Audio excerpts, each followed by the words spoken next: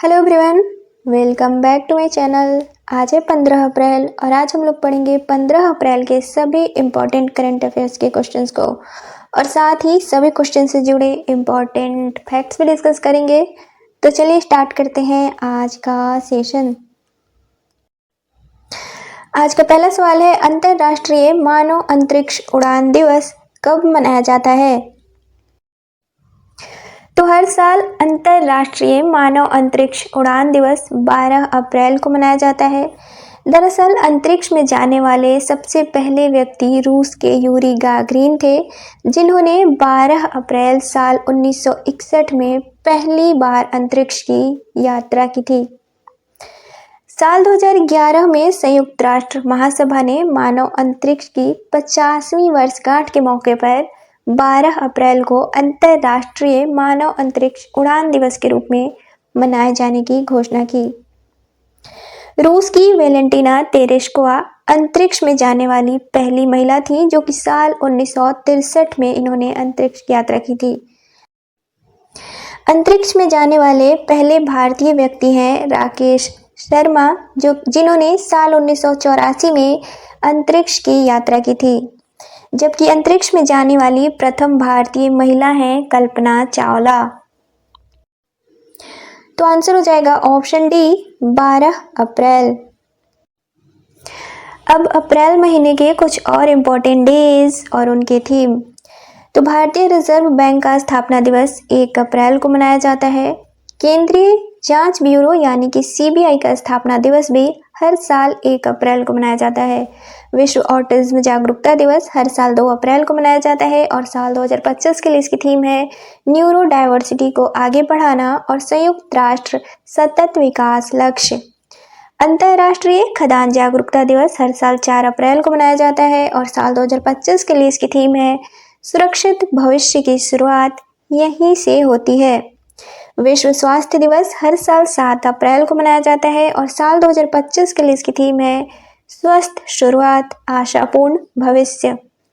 CRPF शौर्य दिवस हर साल 9 अप्रैल को मनाया जाता है। विश्व होम्योपैथी दिवस हर साल 10 अप्रैल को मनाया जाता है और साल 2025 के लिए इसकी थीम है अध्ययन अध्यापन अनुसंधान। राष्ट्रीय सुरक्षित मातृत्व दिवस हर साल 11 अप्रैल को मनाया जाता है और साल 2025 के लिए इसकी थीम है देखभाल करने वालों की देखभाल। अंतर्राष्ट्रीय मानव अंतरिक्ष उड़ान दिवस हर साल 12 अप्रैल को मनाया जाता है। अगला सवाल है, हाल ही में भीमराव अंबेडकर की कौन सी जयंती मनाई गई है?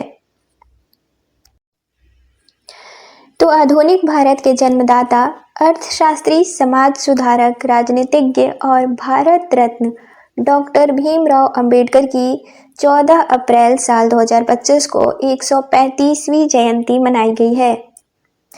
भीमराव अंबेडकर का जन्म 14 अप्रैल साल 1891 में मध्य प्रांत के महू में हुआ था, जो कि वर्तमान में मध्य प्रदेश है।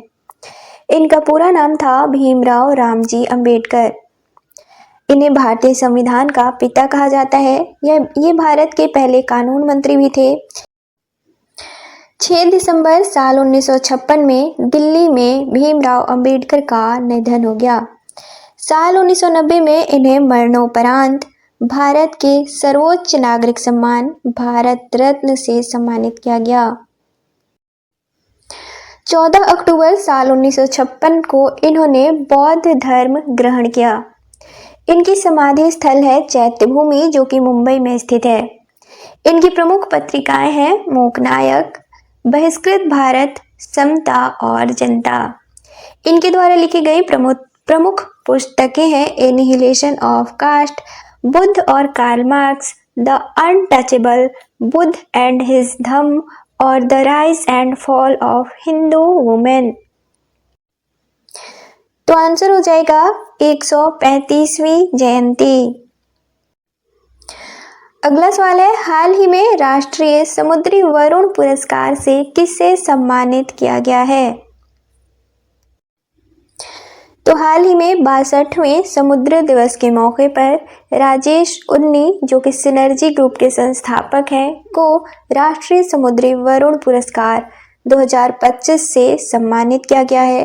राष्ट्रीय समुद्री दिवस हाल ही में 5 अप्रैल को मनाया गया है। राष्ट्रीय समुद्री वरुण पुरस्कार समुद्री क्षेत्र में दिया जाने वाला सर्वोच्च व्यक्तिगत सम्मान है। तो आंसर हो जाएगा ऑप्शन ए राजेश उन्नी। अगला सवाल है, महिला कबड्डी विश्व कप 2025 की मेजबानी किस राज्य द्वारा की जाएगी?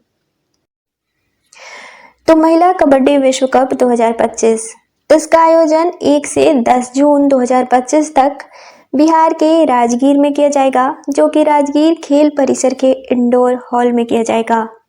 इस कबड्डी विश्व कप में भारतीय महिला कबड्डी टीम की कप्तानी करेंगी सोनाली विष्णु। बिहार में यह दूसरी बार महिला कबड्डी विश्व कप का आयोजन किया जा रहा है। साल 2025 में इसमें 13 टीमें भाग लेंगी। ये 13 टीमें कौन से देश की हैं? तो Bharat, Iran, Bangladesh, Nepal, Thailand, Holland, Japan, Poland, Argentina, Hungary, Germany, Kenya और युगांडा। बिहार में पहली बार महिला कबड्डी विश्व कप का आयोजन 1 से 4 मार्च साल 2012 को किया गया था, जो कि बिहार के पाटलिपुत्र खेल परिसर पटना के इंडोर स्टेडियम में आयोजित किया गया था। इस महिला विश्व कप की विजेता टीम रही थी भारतीय महिला कबड्डी टीम। तो आंसर हो जाएगा ऑप्शन ए बिहार। अगला सवाल है, हाल ही में दरिपल्ली रामैया का निधन हुआ है, उनका संबंध किस क्षेत्र से था? तो हाल ही में पर्यावरण कार्यकर्ता दरिपल्ली रामैया का 87 वर्ष की उम्र में निधन हो गया है। इनका जन्म 1 जुलाई साल 1937 को तेलंगाना में हुआ था। तेलंगाना के वृक्ष पुरुष दरिपल्ली रामैया 1 करोड़ से ज्यादा पेड़ लगा चुके थे। तेलंगाना के खम्मम जिले में इन्हें हरित योद्धा या फिर चेट्टे रामैया या वन जीवी के नाम से जाना जाता है। पर्यावरण संरक्षण के प्रति ये खुद भी समर्पित थे और युवाओं को प्रेरित भी करते थे। सामाजिक वानिकी के लिए इन्होंने कई अभियान चलाए थे। साल 2017 में इन्हें भारत के चौथे सर्वोच्च नागरिक सम्मान पद्म श्री से सम्मानित किया गया था। तो आंसर हो जाएगा ऑप्शन बी पर्यावरण। अगला सवाल है, वेव्स शिखर सम्मेलन 2025 का आयोजन कहाँ किया जाएगा?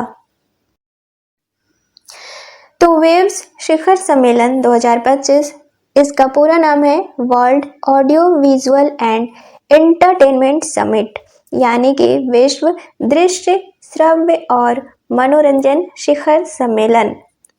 इसका आयोजन साल 2025 में 1 से 4 मई तक मुंबई में किया जाएगा। केंद्रीय सूचना एवं प्रसारण मंत्रालय मुंबई के जियो कन्वेंशन सेंटर में इस शिखर सम्मेलन का आयोजन किया जाएगा। इस सम्मेलन में 100 से अधिक देश और 5000 प्रतिनिधि भाग लेंगे। इस शिखर सम्मेलन की थीम है साल 2025 के लिए भारत की जीवंत लय, शास्त्रीय प्रदर्शनों से लेकर समकालीन बीट्स तक। तो इसका आंसर हो जाएगा मुंबई।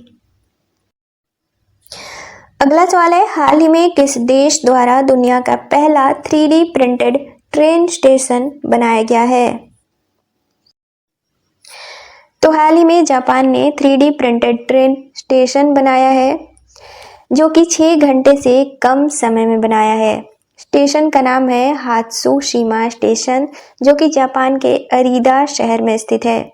अब 3D प्रिंटिंग क्या होती है? तो ऐसी प्रक्रिया जो डिजिटल डिजाइन के आधार पर सामग्री को परत दर परत जोड़कर 3 आयामी वस्तुएं बनाती हैं। तो आंसर हो जाएगा ऑप्शन ए जापान। अब जापान, तो ये हो जाएगा मैप में जापान। जापान की राजधानी है टोक्यो, यहाँ की करेंसी है येन, यहाँ के वर्तमान पीएम है शिगेरू इशिबा और जापान की संसद का नाम है डाइट। अब लास्ट डे को पढ़े गए करंट अफेयर्स के क्वेश्चंस का रिवीजन करेंगे। तो लास्ट डे यानी कि 12 अप्रैल, क्योंकि 13 को संडे था जिस दिन हम लोग रिवीजन किए थे, और 14 को यानी कि कल हम लोग नहीं पढ़ पाए थे, तो आज 12 अप्रैल को पढ़े गए करंट अफेयर्स के क्वेश्चंस का रिवीजन करेंगे। तो 12 अप्रैल का पहला सवाल था, राष्ट्रीय सुरक्षित मातृत्व दिवस कब मनाया जाता है? तो इसका राइट आंसर था ऑप्शन सी, 11 अप्रैल। अगला सवाल था, हाल ही में संयुक्त राष्ट्र द्वारा भारत को किस अवधि के लिए ISAR का सदस्य चुना गया है? तो इसका राइट आंसर था ऑप्शन बी, 2025 से 2027। अगला सवाल था, हाल ही में बिम्स्टेक कृषि मंत्रियों का तीसरा सम्मेलन कहाँ आयोजित किया गया है? तो इसका राइट आंसर था ऑप्शन ए, नेपाल। अगला सवाल था, पोषण पखवाड़ा की शुरुआत कब हुई थी? तो इसका राइट आंसर था ऑप्शन सी, 8 मार्च 2018।